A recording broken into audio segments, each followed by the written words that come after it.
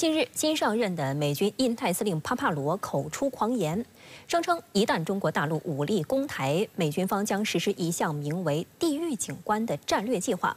部署数千艘无人艇和无人机，以此来为台当局、美国及其盟友部队争取所谓全面反击的时间。无人机是美方对台军售的一个重点，对于美方不断煽动以武谋独，解放军如何反制？来看报道。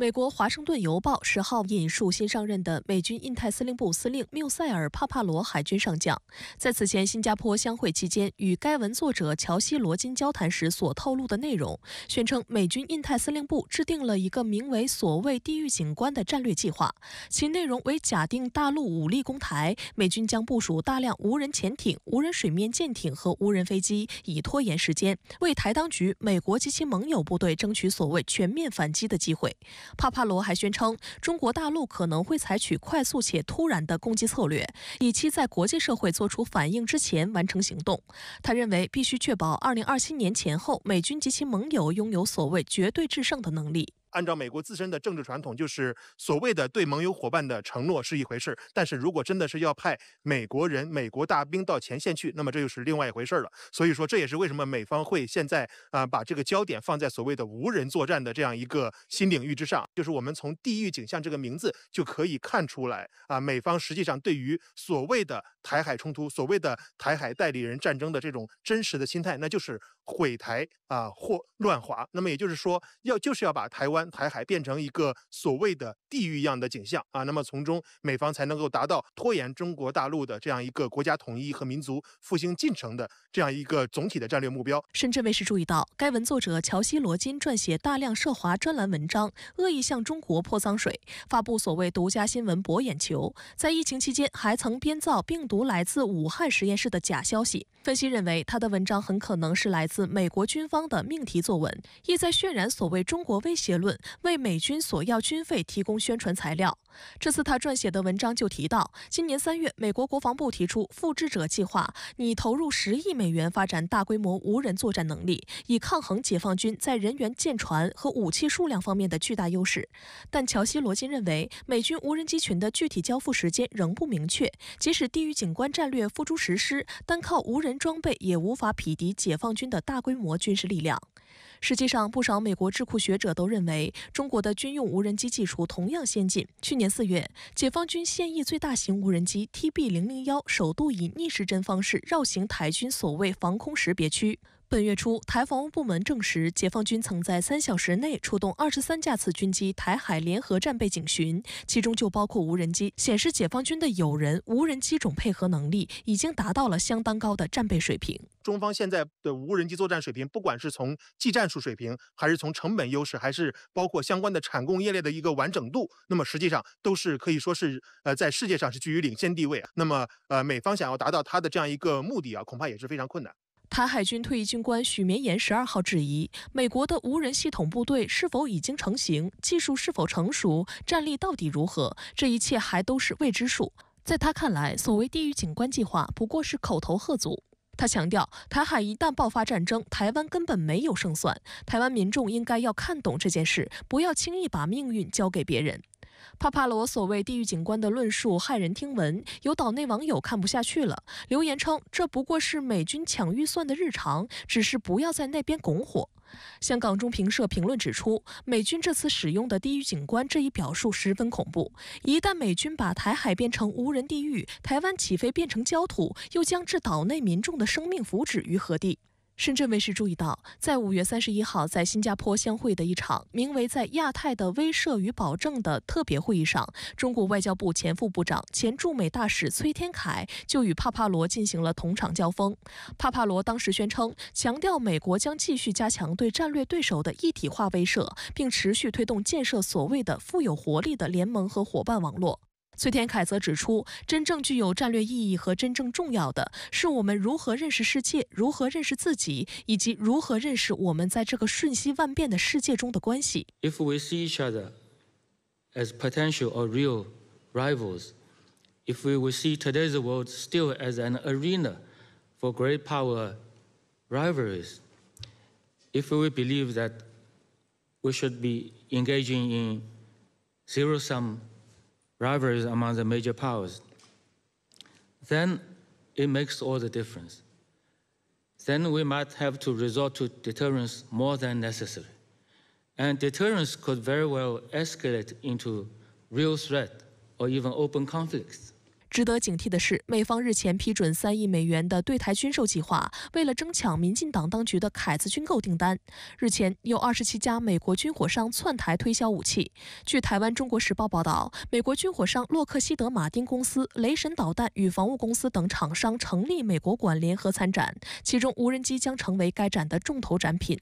报道披露，除了台湾自行研制的巡飞弹2型攻击无人机模型将首度公开以外，美国军工企业也将展出自己的无人装备。深圳卫视注意到，参展的美国军火商中不少都受到了中国大陆的制裁，而其中有一家专门生产无人水面舰艇的企业 Martech， 这家企业暂未受到中方制裁，但其推出的小型自主水面载具 ASV 今年3月曾参加美国海军太平洋舰队测试，这一测试主要目的是给美军的无人机作战积累数据。Martech 公司宣称，他们生产的无人载具兼具高航速、高筹载、优异航程与低成本特性，可发扬不对称作战优势，执行监视、巡逻与打击任务。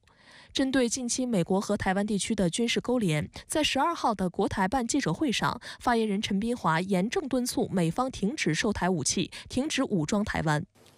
我们坚决反对建交国与中国台湾地区开展任何形式的军事联系，包括对台出售武器，不管是军售、军援还是其他什么名目，都是想把战火引向台湾，用心险恶。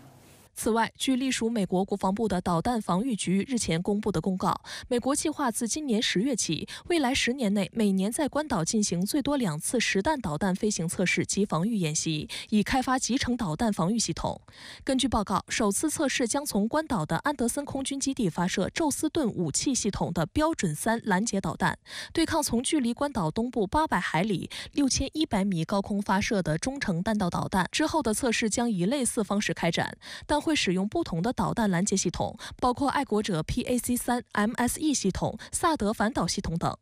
关岛是美军在西太地区的前哨基地和重要依托。近年来，随着美国所谓印太战略的全面推进，美国防部每年投入10多亿美元加强关岛战备建设。也有熟知军事战略的学者认为，美军强化武装位于第2岛链关键位置的关岛，将美军后撤至此地的意图十分明显。而在美军后撤的同时，美方不断拱火台湾地区、日本甚至菲律宾等，将他们推上前线。这也是美军印太司令部提出的所谓地域景观计划的真实原因。美方要借这样一个信号去释放他对于所谓西太平洋地区的这样一种霸权，实际上就是通过这样一个方式，把这样一种压力把这样一种责任，把这样一种风险向他的盟友伙伴去传导要求他们也去付出更大的资源和决心，来在所谓的恶华战略之中去扮演更重要的一个角色。美国印太司令部司令说，如果中国大陆武力攻击台湾，美国将把台海打造成所谓地狱景象。那您怎么看他这一计划呢？主持人好，我不知道美国印太司令帕帕罗是不是经常打游戏，打游戏打多了就会产生这样的想法。我想呢，他现在抛出所谓地狱景象，大概有3重目的。第一呢是威吓，是对前不久解放军进行的联合利剑军演的回应。这一次军演呢，就是突袭模式。发布军演消息的同时，解放军各军兵种已经全部到位，台独分裂势力和外部干预势力根本来不及反应，军演呢就开始了。所以美军印太司令便拿出地狱景象来威吓。第二呢是诱惑，是要台当局拿出更多的钱来购买美国的无人艇、无人机及相关技术。赖清德台当局表现出明确的台独意识，还想为以美谋独不惜代价，美国呢便提出一个所谓地狱景象计划，要台当局买单。3呢是安抚台湾民众，不要怀疑美国的能力。看看美国正在计划地狱景象呢，台湾民众也不要怕解放军的突袭，也不要怕台湾被大陆收复。台海的地狱景象可以阻挡解放军的任何进攻，进一步呢为台独壮胆。但是台湾民众似乎已经识破了美国的诡计，既不能相信美国能打造出所谓地狱景象，也不相信美军会协防台湾。大家只相信美国会用各种手段让台当局花钱买军火来资助美军研发新的军事技术。更何况呢，要是地狱景象真的出现了，台湾岛不就成了焦土、成废墟了吗？台湾民众怎么会答应呢？所以啊，地狱景象恐怕就是印太司令脑中回旋的东西，是不太可能落地到台湾海峡的。这里啊，只有一点是需要我们警觉的：俄乌军事冲突中呢，无人机成了制胜法宝，廉价的无人机、无人艇能够消耗对手高价值的武器装备，而且是防不胜防。这呢是未来战争的新模式，中国大陆呢也正在为此而准备。美国先动的亚太地区军备竞赛似乎在台湾地区表现尤其突出。拜登政府对台进行了14轮军售，27家美国军火商本月初齐聚台湾。那您认为如何才能让台湾地区清醒一点呢？美国最能赚钱的有2样东西，一样是武器装备，一样呢是高科技技术。二战以后，美国成为挑起战争最多、打仗最多的国家。除了武力征服，还有一个目的呢，是为了出售军火。有关数据显示，美国军工业相关的产值占美国 GDP 的25%，每生产1300亿美元军火，可带动1%的 GDP 增长。全球军火出口排行榜上，美国出口份额呢最大，全球40%的武器都是由美国提供的。而在台湾呢，不需要打仗就能够推销武器，美国呢当然会抓住不放的。民进党当局啊，一味的以美谋独，也让美国看到军售机会就在眼前，不能够放过。特朗普当总统的4年，对台军售10次，合计180多亿美元；拜登当总统这3年，对台军售14次，总额超过50多亿美元。为了诱惑台湾购买美国军火，美国呢还花一点小钱搞所谓的无偿军援，增强台当局的信心。现在呀，27家美国军火商到台湾，直接介入台湾的武器装备规划中，就是要去看看自己的机会在哪儿。因为赖清德的台独企图呢，比蔡英文还要强。都说拜登是老糊涂，但是对台军售上是一点不糊涂。先后4次说要武力协防台湾，然后呢，他的幕僚又出面说坚持一中政策，煽乎来煽乎去，就是让台湾多买美国的军火。只有台军呢拥有更多武器，才能够增加台湾的所谓安全感。这呢，就是大陆提醒的，美国妄图把台湾变成武器库、火药桶。台湾呢，的确是亚太军备竞赛中表现突出的，但是对台湾究竟有什么好处？台湾民众呢要自学自查，可不要被台独民进党呢给遮蔽了双眼。我认为啊，台湾民众也是心里明白的，今后的关键呢是两岸都要形成对台独的高压态势，才能迫使台当局少买点武器，多给台湾民众分享点福利，能够遏制住台独分裂势力，就能让台湾纳税人的钱呢少花一点去买军火。说实在呀，美国那点军火呢是保护不了台湾的。